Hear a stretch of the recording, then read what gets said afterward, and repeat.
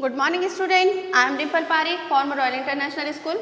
बेटा आज हम 10th क्लास की हिंदी पढ़ने वाले हैं। हिंदी के अंदर हमारे चैप्टर 2 स्टार्ट हो चुका था, प्रेमचंद के द्वारा रचित था, जिसका नाम था ईदगाह। ईदगाह में अपन ने काफ़ी कुछ पढ़ा था, जिसके अंदर हामिद और उसकी जो दादी है अमीना, उन दोनों के बारे में अपन ने पढ़ा था कि जो हामिद होता है उसके माता पिता दोनों ही बाल्यावस्था में मृत्यु को प्राप्त हो जाते हैं और वह अपनी दादी के साथ में रहता है।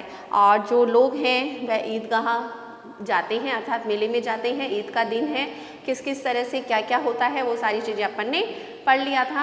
आप अपन ने लास्ट पढ़ा था कि जो हामिद था और जो उसके फ्रेंड्स थे वह सारे के सारे क्या कर रहे थे, ईदगाह जा रहे थे और रास्ते में जो जो चीज़ें आ रही थी, जैसे उसकी दुकानें आ रही थी, उन सब का क्या कर रहे थे, वो आनंद ले रहे थे, उन सब का वो मज़ा ले रहे थे।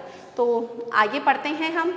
अपन ने इतना पढ़ा था कि चौधरी उनके पास में जिन्नात के बारे में बात कर रहे थे ना, जिन के बारे में कि बड़े जो जिन होते हैं वह बड़े बड़े होते हैं और उनके जो चौधरी है उसके पास में जिन है और उस जिसके कारण ही वह क्या कर रहे हैं, उनके पास में इतना धन दौलत पैसा जो है वो जिन के कारण ही है। चलिए यहाँ तक अपना कंप्लीट हो चुका था। उसके बाद में आगे की तरफ बढ़ते हैं बच्चे, और फिर क्या होता है देखिए, आगे चले। यह है पुलिस लाइन है, यही सब कॉन्स्टेबल कवायद करते हैं, रिटर्न फोर्ड फायर।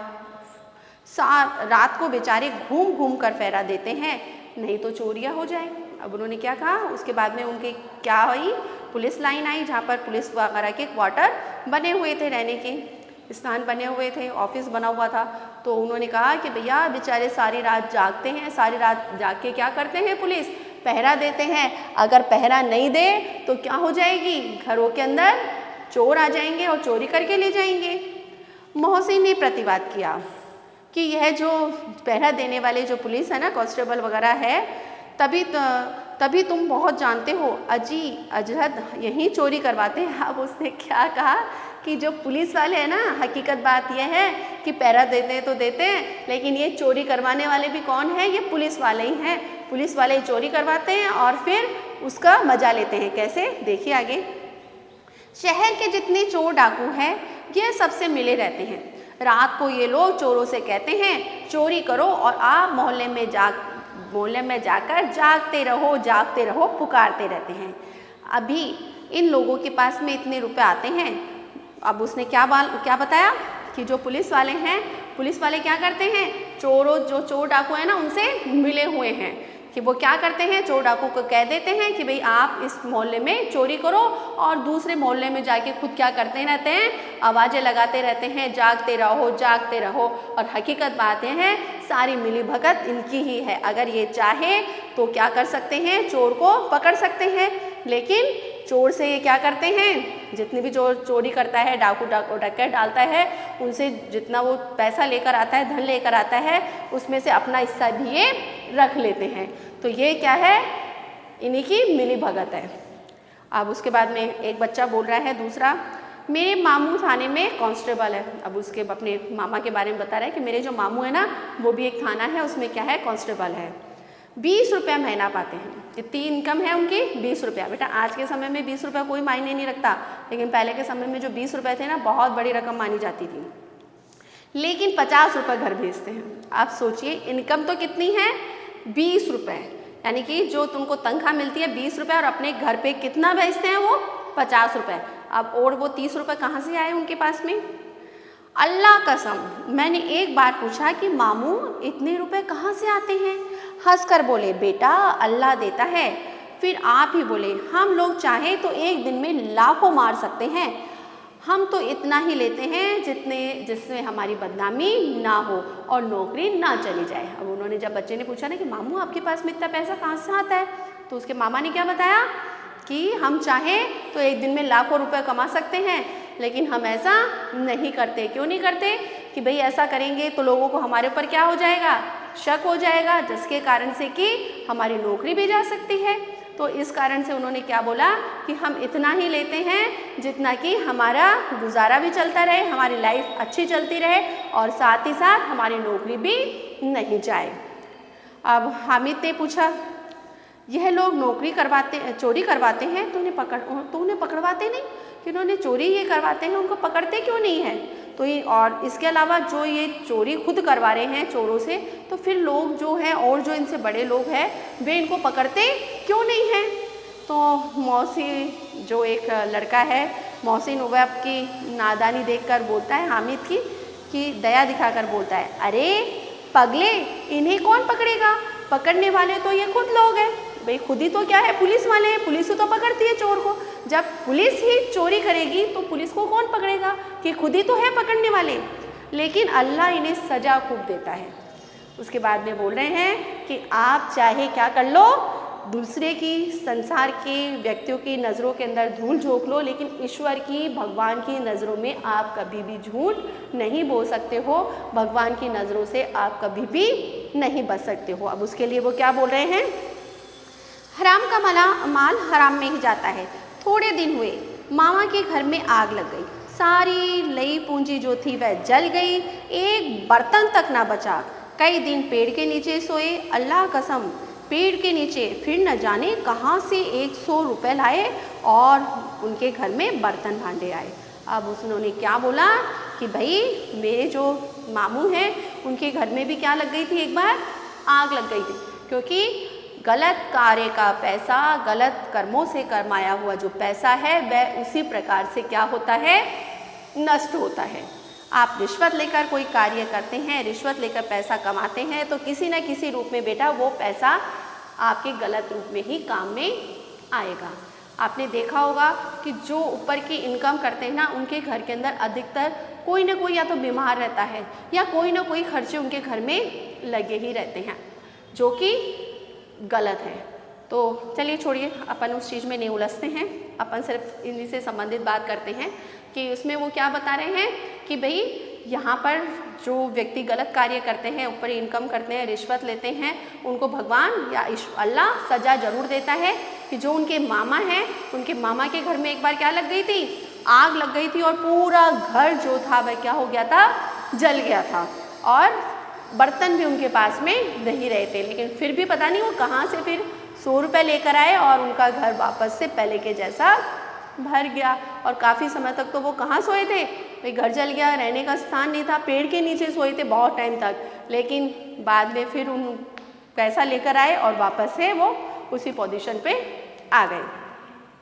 हामिद ने कहा 100 तो 50 से भी ज़्यादा होते हैं। अब उसने क्या कहा, उन्होंने कहा था कि 50 रुपये वो भेजते हैं, तो बोलते भाई 100 रुपये, 100 रुपये तो क्या है, 50 रुपये से ज़्यादा है ना, तो इतने सारे पैसे कहाँ से आए उसके पास में। अब वो बोलते हैं कहाँ 50, कहाँ 100, 50 एक थैली में भर जाते हैं और 100 तो 2 थैलियों में भरेंगे, कि 100 की तो क्या हो जाएगी, 2 थैली हो जाएगी, 50 की तो एक ही थैली होती है, तो इतने पैसे आ गए उनके पास में, कहाँ से आए।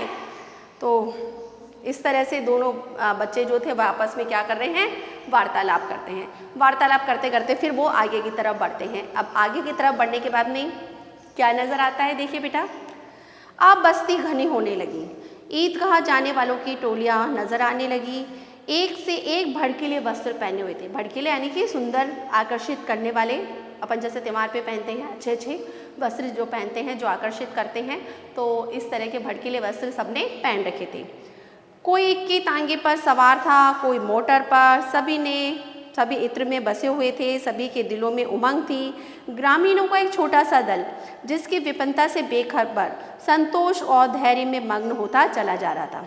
शहर आ चुके थे और जो मेला था, यानी ईदगाह जो स्थान था, मेला जहाँ लगा हुआ था, वहाँ पर पहुँचे तो वहाँ पर क्या था कि शहरी जो लोग थे उन्होंने बहुत सुंदर सुंदर अच्छे अच्छे कपड़े पहन रखे थे, आकर्षित करने वाले, पैसे वाले थे, उनके पास पैसा था। लेकिन जो गांव के लोग थे उनको इससे कोई भी मतलब नहीं था, वे अपने जीवन से क्या थे, संतुष्ट थे और संतोषी भावना वाले थे।